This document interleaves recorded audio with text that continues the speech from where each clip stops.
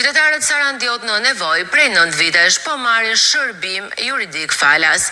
Çështjet më të shpeshta janë pensionet, dhuna apo urdhrat e mbrojtjes. Shërbimi funksionon fal dhomës së avokatëve dhe organizatave të autorizuara nga shteti. Shërbimi juridik falas i garantuar dhe financuar nga shteti është një realitet që funksionon prej 9 vitesh tashmë. Dhoma vendore e avokatisë në Sarand shërben si rregullatore e funksionimit të këtij ligji, për të cilin kryetari Merdan Nora thotë se u vjen në ndihmë atyre individëve që janë pjesë e kategorive vulnerabël. Ndihma juridike e garantuar nga shteti presupozon faktin që nëse shtetas të ndryshëm nuk kanë mundësi financiare për të përballuar shpenzimet gjyqësore, nuk kanë njohuritë e nevojshme juridike për të bërë procedura për sa i përket fillimit të një procesi gjyqësor, qoftë administrativ, qoftë civil, ose ndoshta edhe penal, se funksionon edhe në gjykimet penale, i ofron ndihmën dhe përfaqësimin e mbulon shpenzimet shtetit shqiptar.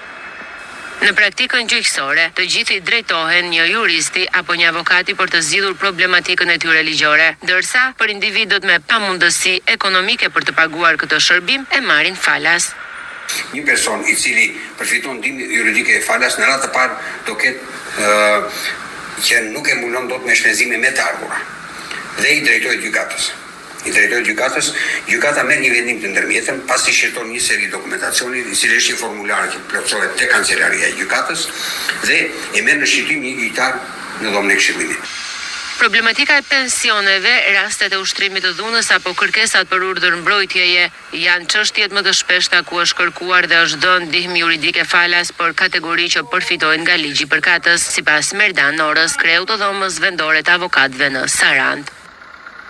Zakonisht vinë shumë pensionistë cilët kanë mund të kenë konflikte, ndihmë juridike falas u zgjidhen zakonisht persona të cilët kanë ushtruar, kanë kryer vepra penale të dhunës në familje, ose persona të cilët kërkojnë një urdhër mbrojtje dhe nuk kanë mundësi financiare për të përballuar shpenzimet gjyqësore.